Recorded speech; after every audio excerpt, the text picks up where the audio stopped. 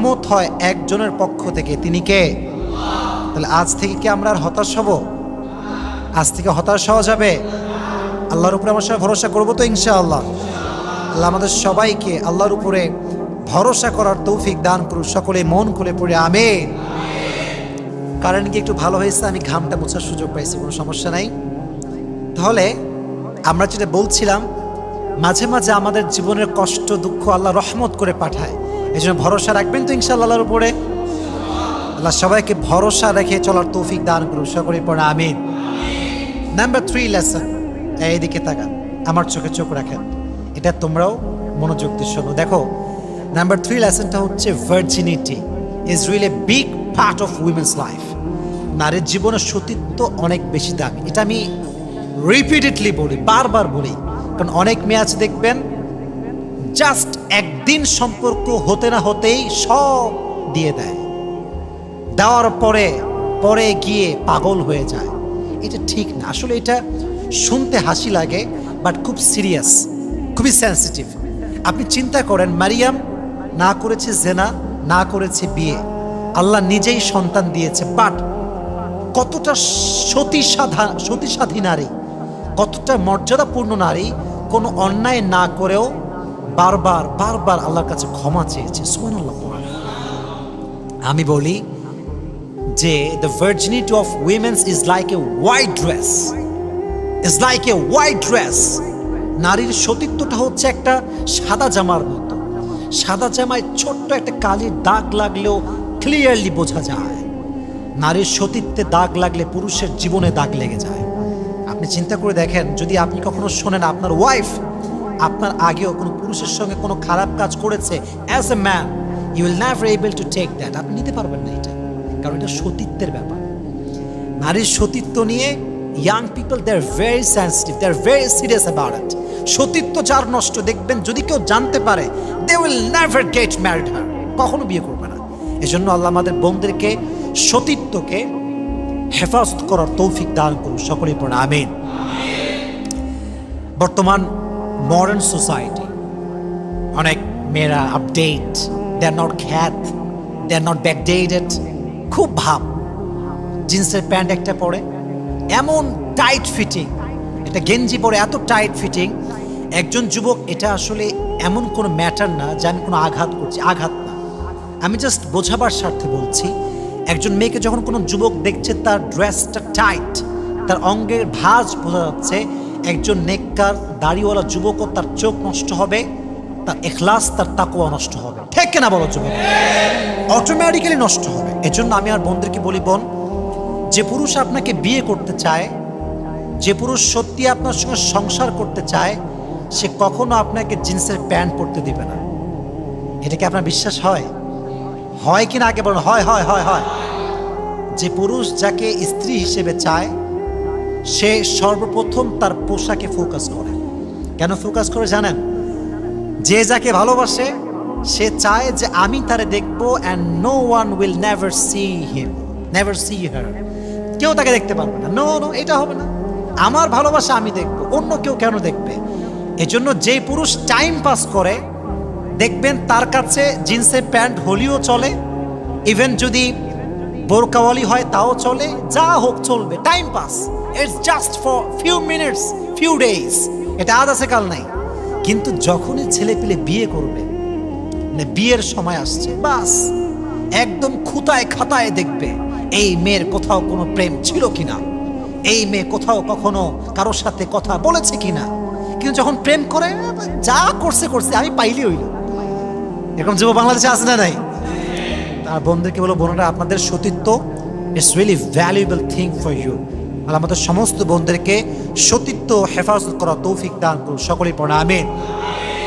আচ্ছা, আমি যে কথাগুলো বললাম একটু হাসি লাগছে, ঠিক আছে, বাট এটা কি অবাস্তব না বাস্তব?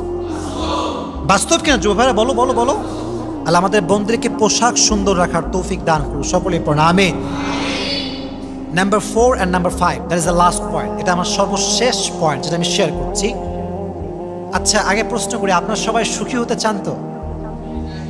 বলেন ইনশাআল্লাহ। সুখী হতে চাইলে মারিয়ামের থেকে শিক্ষা নেন। 2টা শিক্ষা। যদি সুখী হতে চান, দুনিয়ার প্রতি মায়াও রাখতে হবে কম, দুনিয়ার প্রতি চাহিদাও রাখতে হবে কম। সুবহানাল্লাহ পড়েন। এটা কেমনে বুঝলাম? যখনই তিনি ছোট্ট মানুষ, ছোট্ট মেয়ে আল্লাহর ঘরে দিয়ে দিয়েছে। যখন তিনি বড়, কোথাও তিনি যাইতেন না, কারোর সঙ্গে কোনো মিশতেন না। এখন তো মেয়েরা বলে যে একটা বয়ফ্রেন্ড না হলে কি চলে, দিন কি কাটে, বলো বলো বলো, এরকম বলে। অথচ মারিয়াম আলাইহিস সালাতু ওয়াস সালামের কেউ ছিল না, একাই ইবাদত করতেন, একাই নামাজ পড়তেন, একাই সব করতেন, এবং তার চাহিদা সবচেয়ে বেশি কম ছিল। মনে রাখবেন, দুনিয়াতে যার চাহিদা যত কম সে সবচাইতে নাম্বার ওয়ান সুখী। সুবহানাল্লাহ। আর যার চাহিদা চাই, I want more, I want more, I want মোর, আরো দাও, আরো চাই, আরো চাই, হ্যাঁ জীবনে কোনদিন পাবে তো না, পাবেই না, জীবনে সুখও কখনো খুঁজে পাবে না। ঠিক কিনা বলো? আজ থেকে চাহিদা বেশি থাকবে না কম থাকবে? আচ্ছা, আমরা যারা আছি মাশাআল্লাহ, we are from middle class family. আমরা বেশিরভাগ যারা আছি আমরা মধ্যবিত্ত পরিবারের সন্তান। মনে রাখবা, ঘরের সুখ টাইলসের উপরে নির্ভর করে না, ঘরের সুখ এসির উপরে নির্ভর করে না, ঘরের সুখ তোমার জানালা কাঠের না থাই, it's not depend on that.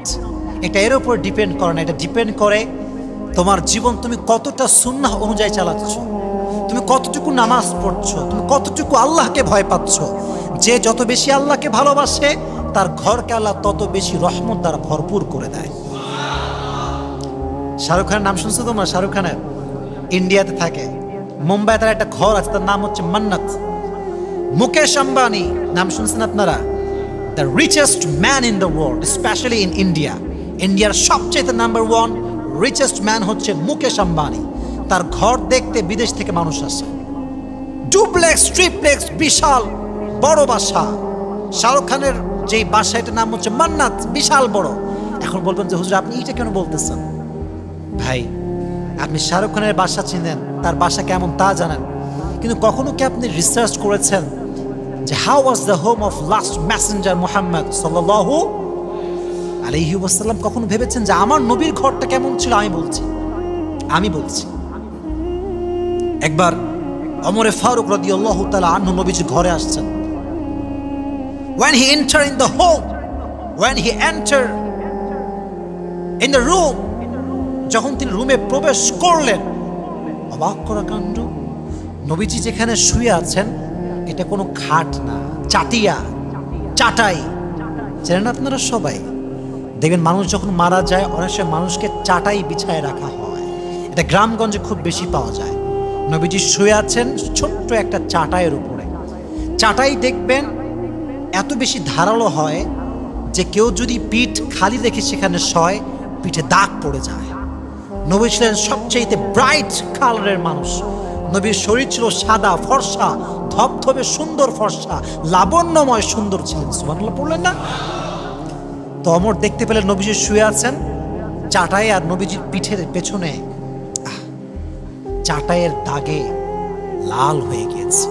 নবীর ঘরের একটা কোনায় ছোট্ট একটা পাত্র পড়ে আছে, পানির পাত্র, এভাবে পড়ে আছে। নবীজির ঘরে কোনো ল্যাপ নাই, খেতা নাই, কম্বল নাই। ওমর এসে কোনো কথা ছাড়া, কোনো কনভারসেশন ছাড়া চোখের পানি ছেড়ে কান্না শুরু করেছে। ইয়া রাসূলুল্লাহ, খাট নাই, কম্বল নাই, বিছানা নাই, বালিশ নাই। ইয়া রাসূলুল্লাহ, খাবার পানির জন্য একটা ভালো জগও নাই। আমাকে অনুমতি দেন, আমি আপনার জন্য খাট নিয়ে আসি, কম্বল নিয়ে আসি, তোশক নিয়ে আসি। নবীজি বলেন, ইয়া ওমর, দুনিয়াতে তো আমি শান্তি করবার জন্য আসি নাই। আমি যদি আল্লাহকে বলি আল্লাহ আমাকে সম্পত্তি দান করো, আল্লাহ উহুদ পাহাড়কে আমার জন্য স্বর্ণ বানিয়ে আমাকে দান করে দিবে। শান্তি করবার জন্য আসি নাই। তো যুবক ভাইয়েরা, বড় বাসা থাকা, ডুপ্লেক্স ট্রিপ্লেক্স হোমে থাকা, it's not a success, it's not a কি অফ সাকসেস। এটা সফলতার মাপকাঠি নয়, এটা সফলতা নয়। নবীজি বলেছেন সবচেয়ে উত্তম ঘর কোনটা তোমরা কি জানো? সবচেয়ে উত্তম ঘর কোনটা?